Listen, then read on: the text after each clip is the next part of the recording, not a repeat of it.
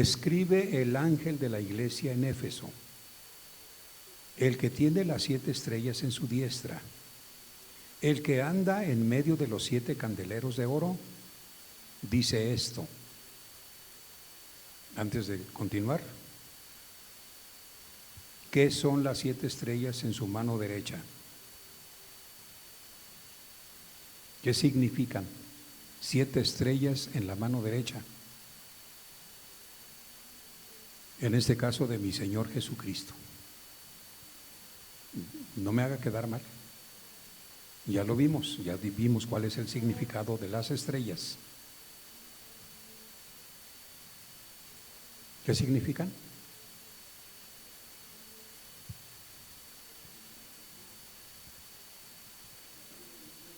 No, 7 estrellas, 7 estrellas. Sí. Y ahora póngame atención. Un ángel traducido del hebreo al español o del griego al español, que es nuestro idioma, significa mensajero. Y si las 7 estrellas significan 7 ángeles, entonces significan 7 mensajeros. Entonces son los 7 pastores, un pastor de cada iglesia. Estos pastores están en la diestra, o sea, la mano derecha del Señor. Quiero que note que empieza este capítulo diciéndonos esto, porque es importante que tomemos en cuenta estos datos. Escribe al ángel de la iglesia en Éfeso. Hay un ángel para la iglesia, que ya dije que es un mensajero, que es al pastor de esa iglesia, de cada iglesia. A él es enviada la carta para que el pastor se lo comunique a la iglesia. El que tiene las 7 estrellas en su diestra, el que tiene a los pastores en su mano derecha, el que anda en medio de los 7 candeleros de oro, es decir, el que anda en medio de la iglesia del Señor, en medio de los que estamos aquí. Él viene para estar aquí, moverse aquí. Pero hermano, si hay otra reunión en Calacuaya y otra reunión en Tlalnepantla y entonces y él está aquí, entonces no está con ellos, o si está con ellos no está con nosotros, recuérdese que Dios y el Señor Jesucristo es omnipresente, que quiere decir que está en todo lugar al mismo tiempo. Esta es la hora de nuestra reunión, tal vez otras reuniones coincidan con el horario nuestro, pues al mismo tiempo el Señor se pasea en medio de ellos. El que anda, que es el Señor Jesucristo, el que anda en medio de los 7 candeleros de oro, que anda en medio de la iglesia, dice esto: yo conozco tus obras y tu arduo trabajo y paciencia, y que no puedes soportar a los malos. Vea usted por qué me introduje diciéndole que qué hacemos con la gente que se ha ido y que ya no se reúne y no se congrega con nosotros. ¿Debemos de seguir teniendo amistad con ellos? ¿Debemos de comulgar con ellos? Es más, llegar al punto de decirle: no le hace, hermanito, no le hace que usted ya no se reúna con nosotros. De todos modos, usted sigue siendo mi hermano. Porque usted es un hijo de Dios, yo también soy un hijo de Dios, entonces somos hermanos, aunque usted no se reúna con nosotros, o aunque yo no me reúna con ustedes. ¿Así debemos hacerlo? Es pregunta, hermanos, contéstenme por favor, y cuando usted no me contesta, está otorgando. El que calla otorga. Significa que usted practica lo que le estoy diciendo y por eso no le conviene hablar, no le conviene decir nada. Dice aquí: yo conozco tus obras y tu arduo trabajo y paciencia, y que no puedes soportar a los malos, no los puedes soportar, y has probado a los que se dicen ser apóstoles y no lo son, y los has hallado mentirosos. La iglesia debe de hacer esto. No soportar a los malos, probar a los que se dicen ser apóstoles y no lo son, hasta hallarlos mentirosos. Y ya has sufrido y has tenido paciencia y has trabajado arduamente por amor de mi nombre y no has desmayado. Puros elogios. Pero tengo contra ti que has dejado, ¿qué? Tu primer amor. Recuerda por tanto de dónde has caído y arrepiéntete y haz las primeras obras, pues si no, vendré pronto a ti y te quitaré todos los privilegios y las bendiciones que te había otorgado y que te había dado, y te borraré, ya no vas a ser mi iglesia. Eso es lo que significa lo que a continuación dice: y quitaré tu candelero de su lugar si no te hubieres arrepentido. Te quitaré el nombre de iglesia. Ya no vas a ser iglesia mía aunque digas. Porque para que sigas siendo iglesia tienes que reconocer que has dejado tu primer amor y tienes que arrepentirte. No nada más volver al primer amor, sino arrepentirse. El arrepentimiento es un requisito indispensable. Pero tienes esto, que aborreces. Aquí aborrecer significa odiar, que odias las obras de los nicolaítas, los cuales yo también odio, aborrezco. Y luego dice: y el que tiene oído, oiga lo que el Espíritu dice a las iglesias. Vamos a ver quién era esta iglesia. Especial porque aparece en primer lugar. El nombre Éfeso, porque es la carta enviada a la iglesia de Éfeso, el nombre Éfeso significa deseado. La ciudad fue famosa por su templo a Diana. Fue considerado en su momento como una de las 7 maravillas del mundo, el templo dedicado a Diana. El apóstol San Pablo, no me estoy equivocando, el que escribió el libro de Revelación fue Juan. Pero hago mención del apóstol Pablo porque recuérdese que él también mandó una carta a los Efesios, que lleva el nombre precisamente de Efesios, carta del apóstol San Pablo a los Efesios, que es una de las cartas más importantes en contenido del Nuevo Testamento, si no es que la más importante de todas. La carta a los Efesios es una carta súper espiritual, muy profunda en su interpretación. El apóstol Pablo tuvo que ver en la fundación de esta iglesia de Éfeso, junto con Juan. Él visitó, el apóstol Pablo, esta ciudad de Éfeso la primera vez, como por el año aproximadamente 54 después de nuestro Señor Jesucristo. Esta visita fue breve, o sea, prácticamente nada más pasó por allí, seguida por otra visita que se llevó más tiempo. Más o menos a fines del mismo año regresó a ese lugar. Además de que el apóstol Pablo escogió ese lugar de Éfeso como su sede. Allí conoció a Aquila y Priscila, 2 colaboradoras importantes en la obra del Señor. Aparte de que allí el apóstol San Pablo fundó sus talleres. El apóstol San Pablo predicaba pero también trabajaba.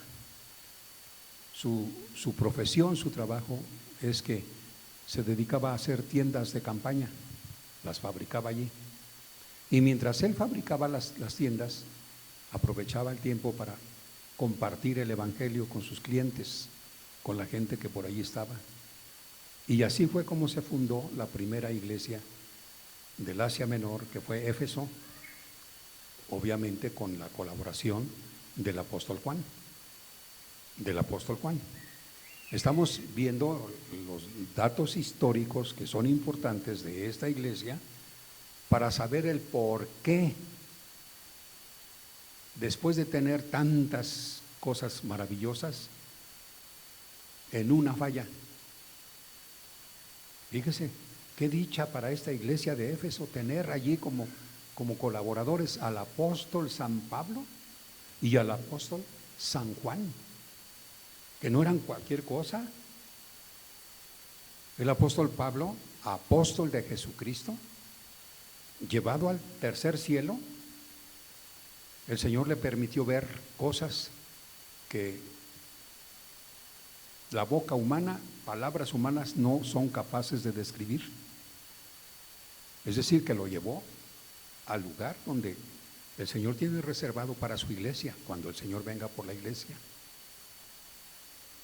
Y luego al gran teólogo, un teólogo tremendo, Juan, colaborando juntos en la iglesia de Éfeso. Por eso Éfeso funcionaba prácticamente re bien.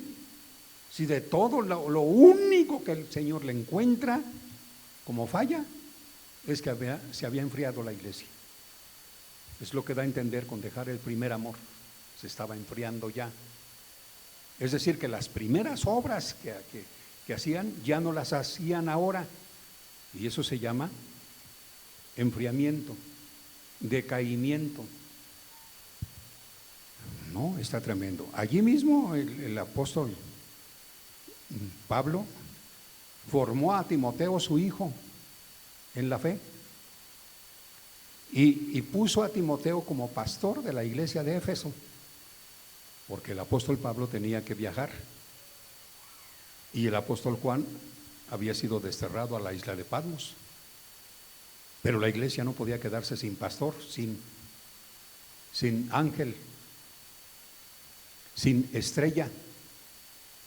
Y es así que, siendo Timoteo muy jovencito, menos de 14 años de edad, ya era pastor en Éfeso. El apóstol San Pablo lo ungió y lo hizo pastor de la iglesia de Éfeso. Los ancianos de esta iglesia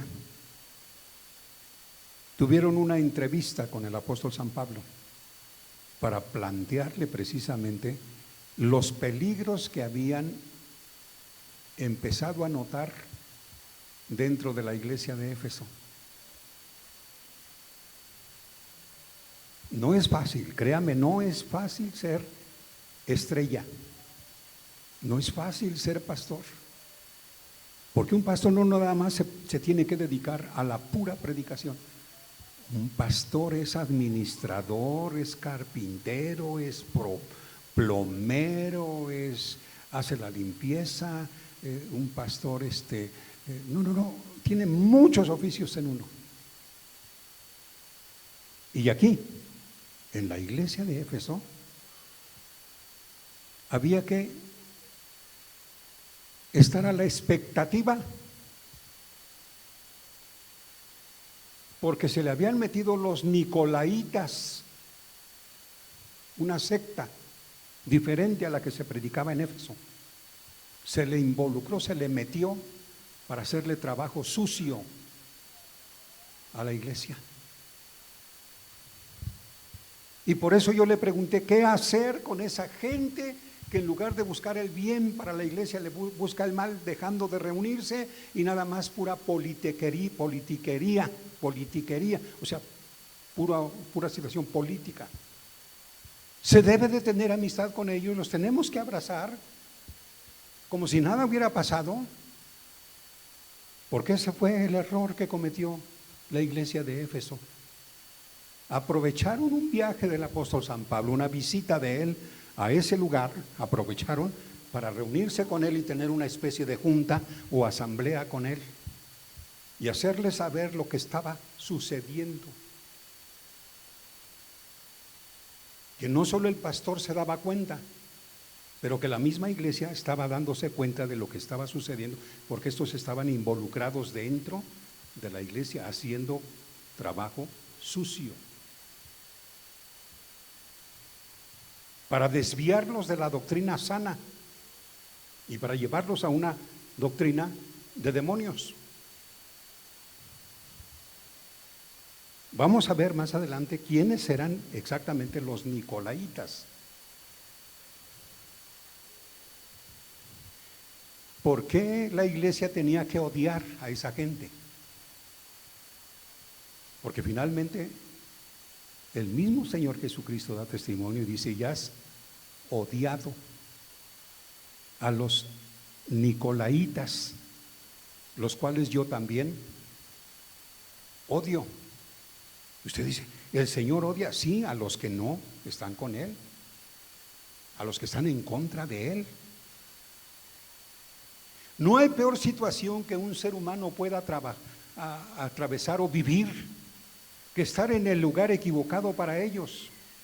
Total, si alguien no está de acuerdo con la doctrina que se enseña en tal o cual iglesia, muy fácil, mejor no me congrego, pero no eso de seguirme congregando y haciendo trabajo sucio al pastor y a la iglesia.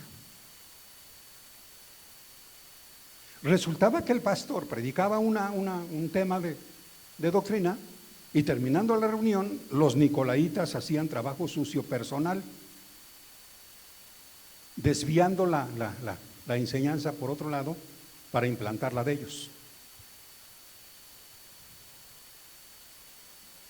Y déjeme decirle que esto suele suceder en las más grandes y mejores y hermosas iglesias. Un comentario que yo hacía con una persona que entiende de las cosas del Señor es que le decía yo, es que usted ve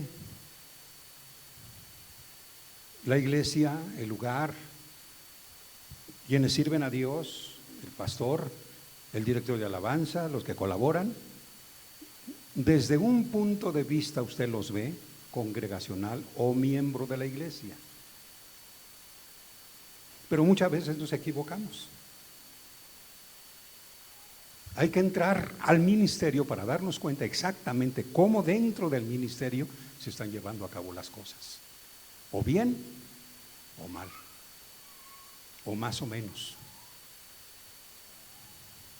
La iglesia había observado y sabía de esos peligros que había dentro de la iglesia y aprovechan la visita del apóstol San Pablo para hacerles saber. Pero ya el apóstol San Pablo ya no era el pastor, sino que ya era Timoteo, y Juan estaba en la isla de Patmos.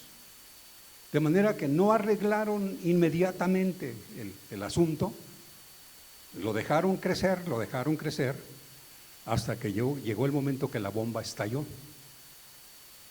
O sea, estoy hablando de una manera ilustrativa, no exactamente una bomba, sino me refiero a que el problema estalló.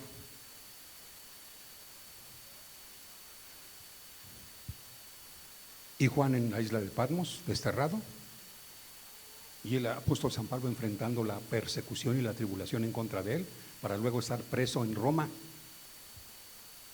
Y la iglesia de Éfeso, aparentemente sola, con un pastor tan joven, pero tan joven, que todo mundo lo ninguneaba.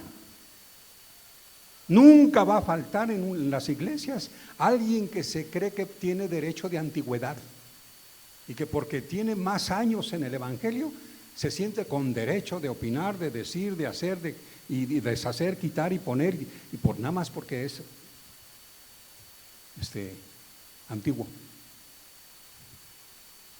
Y eso es lo que estaba pasando con Timoteo. Me lo estaba ninguneando. Y los rumores le llegan al apóstol San Pablo en donde se encuentra de lo que está sucediendo en Éfeso, y entonces el apóstol San Pablo le escribe una carta especial a Timoteo, a la estrella que está pastoreando la iglesia de Éfeso, Y le dice, Timoteo, ninguno tenga en poco tu juventud. Ahí está claro que le estaban ninguneando. Ninguno tenga en poco tu juventud, le dice, pero sé ejemplo, o sea, irreprensible, que lo que dicen en contra tuya sea puro cuento, porque en realidad eres irreprensible porque te comportas bien. Pero sé ejemplo, le dice, en palabra, en hecho, para que nadie te tenga en poco. Y los otros problemas que estaban surgiendo con los nicolaitas, Timoteo no estaba capacitado para poderlos enfrentar. Yo le dije que este estudio iba a ser para usted porque ha madurado, porque ha crecido y porque ya no está usted alimentándose con leche espiritual, sino con vianda, con alimento sólido. Y eso es alimento sólido, no se escandalice. En cualquier iglesia que usted vaya, no me venga usted a decir a mí que es la iglesia perfecta. No hay iglesia perfecta. En cualquier iglesia que usted vaya hay problemas. Algunos que saltan a la vista, pero otros que están ocultos, que usted no ve y cree que todo está bien. Y con el tiempo se da cuenta y dice, ay, me equivoqué, elegí mal. No, pero es que esto es necesario que suceda, que haya. Así lo profetizó el Señor. Necesario es que haya escándalos. Pero hay de aquel por el quien viene los escándalos. Le sería mejor, dijo el Señor, colgarse una piedra de molino en el cuello y arrojarse al mar. O sea, que se elimine, sería mejor eso, porque el castigo que viene contra esa persona que es causante de escándalos dentro de la iglesia es terrible.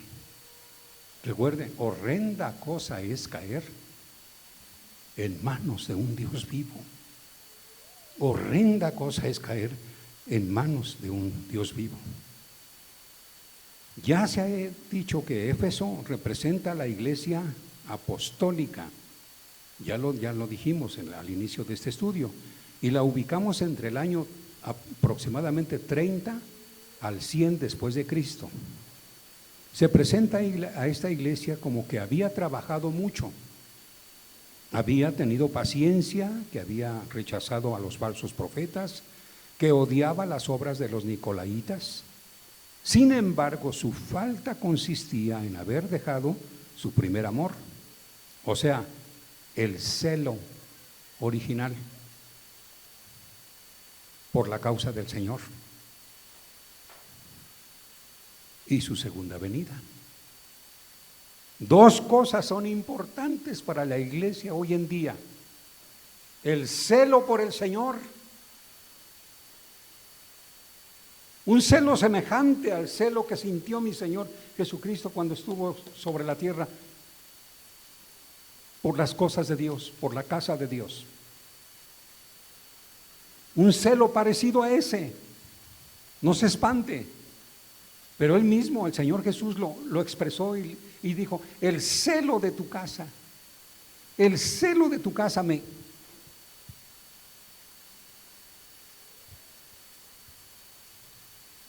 Tal celo lo llevó a introducirse en la casa del Señor y echar para afuera todo lo que no estaba bien. Estoy hablando del Señor Jesús cuando visitó la sinagoga. Y que usted sabe, porque lo ha leído y porque se lo han enseñado, que agarró los bancos de los públicos tributos y los volteó, los de los cambistas, y arrojó el dinero y echó un azote de cuerdas. Y tal celo que sintió el Señor, que dijo: mi casa de oración es llamada, y ustedes a los negociantes la han hecho cueva de ladrones. Ningún negocio en la casa del Señor, hermano, ningún negocio de ningún tipo no es permitido, porque la casa del Señor es llamada casa de oración. Mucho me quieren introducir lo que en otras iglesitas de antiguas del siglo pasado hacían, y quiere usted que aquí también se haga eso. No, Señor, porque eso estaba mal. Nada de que talento y que vamos a vender garnachas y que para sacar para el techo que ya pusimos y que ahora vamos con el no, Señor, no. ¿Qué usted cree que el Señor necesita de garnachas y de quesadillas y de sopes y esas porquerías para poder construir y edificar su casa? No, Señor. Yo le quiero testificar que lo que hemos hecho es porque el Señor puso en el corazón de unos hermanos y hermanas de esta congregación para cooperar, entre ellas mis hijas. Y apenas el domingo recibimos una cooperación muy fuerte, lo cual yo agradezco mucho, y estoy orando que Dios bendiga a la familia que apoyó económicamente, sin tener necesidad de vender garnachas, ni tampoco pedirle a usted que traiga esto, lo otro, aquello a la casa de Dios, porque entonces ¿qué clase de Dios estoy predicando sino un Dios que provee? Y usted dice, ay, pero es que Él provee a través de los hermanos. No, Él no necesita de eso, Él provee porque provee. Los pastores antiguos decían, cuando el Señor bendice, hasta los costales presta para echar las bendiciones. Él suple, Él es grande, Él es poderoso. No necesitamos de recurrir a la buena voluntad de X hermanos y personas y familias y patrocinadores y las autoridades que nos apoyen para eso. No, nada. Tenemos que aprender a depender absolutamente de Jehová Jireh. Jehová Jireh, que significa Él proveerá. Él es el proveedor. Dele un aplauso fuerte porque Él nos provee. Gloria a Dios, gloria a Dios, más fuerte, que retiemblen los cielos.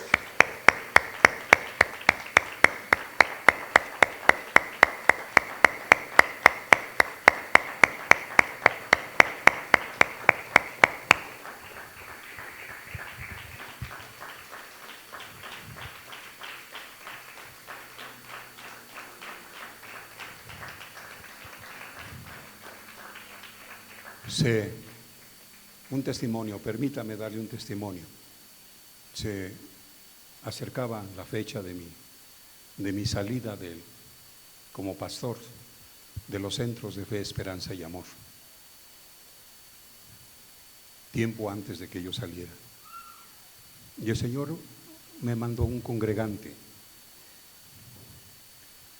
que llegaba con un carro lujoso, de lujo, porque hay de carros a carros, ¿no? O sea, hay carros, cualquier carro, pero hay carros de lujo. Y llegaba en un carro lujoso y entraba con su Biblia, se sentaba a la mitad más o menos de la congregación. Y yo siempre lo notaba muy atento, y escribía las predicaciones. Y una ocasión, al terminar la reunión, vino para saludarme su mamá y para pedirme que por favor le hiciera caso a su hijo. No le entiendo, hermana. Mire, hermano, mi hijo es doctor en medicina. Él es, en ese tiempo dijo, él es el doctor de cabecera, médico de cabecera de La Quina. ¿Alguien sabe aquí quién es La Quina o quién fue La Quina? Nada más mi hermano Víctor. ¿Todos los demás no? Bueno, déjeme decirle que La Quina fue un personaje como un poco más fuerte que el que acaba de renunciar en Pemex. Usted tuvo la noticia apenas. La anunció López Obrador, que dijo que le habían pedido la renuncia de Champ por malos manejos. Pero La Quina era peor que ese. Y el doctor a quien me refiero se llama Daniel Cabrera. Él fue el médico de cabecera de La Quina. Una persona más o menos importante. Digo, pero ¿por qué, hermana, me recomienda? Dice, es que es muy tímido, hermano. lo admira a usted tanto que le da pena. Mire, no me lo va a creer, pero hasta tiembla, nada más por el hecho de decirle que lo venga a saludar. Y dice, allí está. ¿Dónde está? Y dice, 1, 2, 3, a tal banca, a la derecha, en el segundo lugar, allí está, él es. Ah, sí, le digo, ya lo visualicé. Y dicho y hecho que lo llamo. Daniel Cabrera, venga por favor. Se puso rojo, y se levantó y vino, y ya me vino a saludar.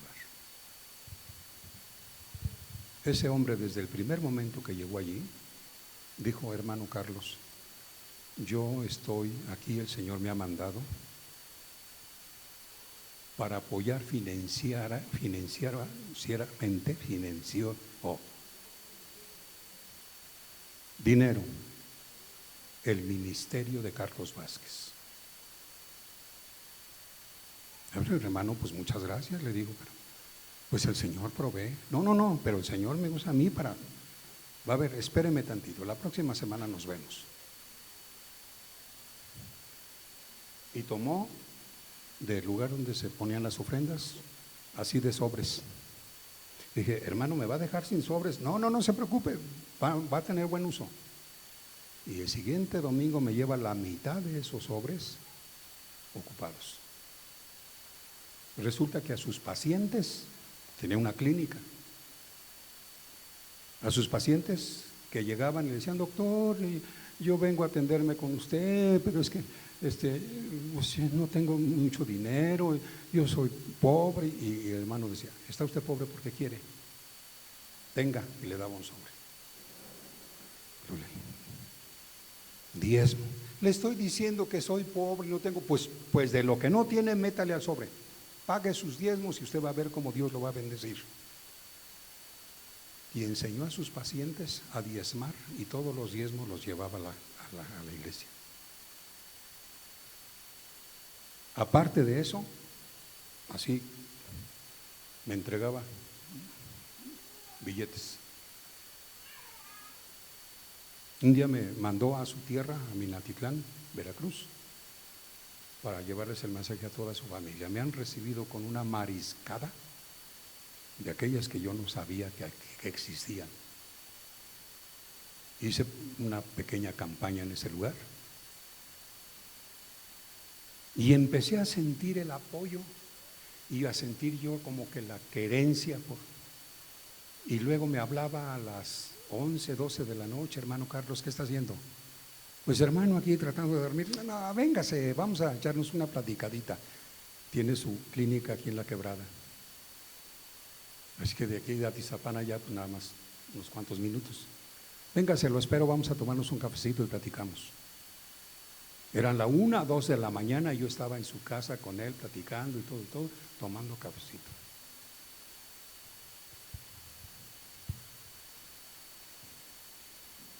No lo tenía que hacer. Es algo que no debía yo de hacer, porque la palabra de Dios a mí me reprueba en eso. Un pastor no debe de tener preferidos ni preferidas. Un pastor debe de ser imparcial. Pero apoyaba. Y yo creo que si usted hubiera hecho lo mismo. Pues es que, hermano, conviene ir a la 1, 2 de la mañana a platicar con él. Después de todo llega con el billetote. No se preocupe, hermano Carlos, tenga. Y empezó con que no es justo que, Cabrera, no es justo que yo traiga un carro mejor que el de usted si usted es el pastor. Usted debe de traer un mejor carro que yo. Así que venda esa carcacha que usted tiene y usted va a tener un carro último modelo que yo le voy a ir a sacar a la agencia. No, Cabrera, no lo necesito, con esto que tengo. No, es que usted debe de estar arriba, no abajo. Y un día mi madrecita, que Dios la bendiga donde esté, porque tenía una visión y una percepción espiritual preciosa, me llama y me dice: Carlos, quiero hablar contigo a solas. Cuando mi madre me hablaba así es porque había algo O me iba a regañar, o me iba a pellizcar, o me iba a hacer llorar. Era mi madre. Y me dice: está mal lo que estás haciendo. ¿Por qué, mamá? Es que eso no debes de hacer. Es que él me está apoyando económicamente. ¿Qué entonces tu confianza está puesta en el hombre o en el Señor? Tú has dicho que Jehová Dios, Jehová es proveedor, Jehová Jireh. Tú debes depender única y absolutamente de el Señor.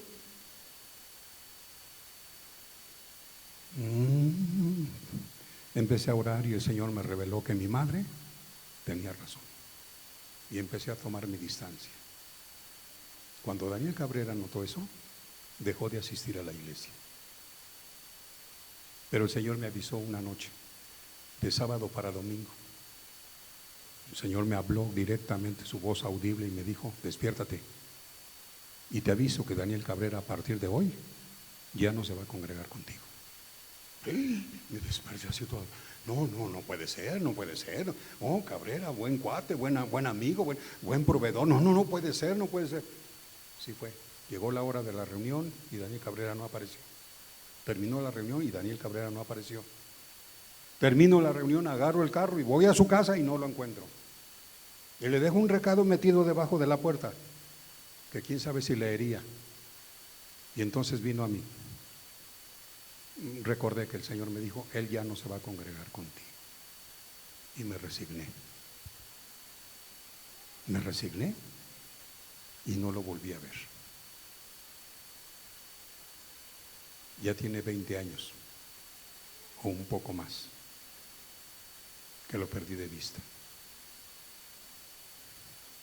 ¿Por qué? Porque el Señor me enseñó a depender absolutamente de Él.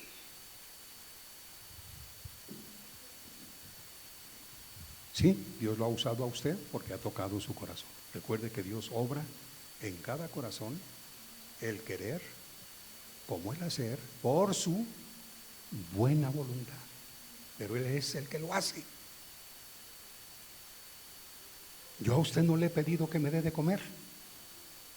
Yo a usted no le he pedido que me vista. Yo a usted no le he pedido que me calce. Yo a usted, vaya, no le he pedido ni siquiera para la reparación del carro que me trae aquí a predicar los domingos. Y usted se habrá preguntado: bueno, ¿y al hermano Carlos quién lo mantiene? ¿Y de dónde sale para sus gastos? Y todo. Dependo de mi Señor. Y un día me quedé viudo. Y usted se pregunta: ¿y ahora quién le va a hacer de comer al hermano? ¿Y ahora quién le va a lavar la ropa? ¿Y ahora quién le va a planchar? ¿Y ahora quién lo va a atender al hermano? Pobrecito del hermano, las que se pasa. Pobre de usted, porque yo aprendí a guisar, aprendí a hacer la limpieza de la casa donde habito, aprendí a hacer todos los quehaceres que la hermana Toña hacía, y soy feliz. Así soy feliz. Aprendí a guisar. No, hombre, me preparo unas comidas y baratas, porque pues hasta eso soy muy corriente, yo no como fino. Bendito es Dios. Pero debemos de depender únicamente del Señor. Diga conmigo muy fuerte, por favor: Jehová Jireh. Vamos, más fuerte: Jehová Jireh. Usted está diciendo que Dios es su proveedor y que Él proveerá. Es que no tenga usted ningún pendiente de nada, Él proveerá.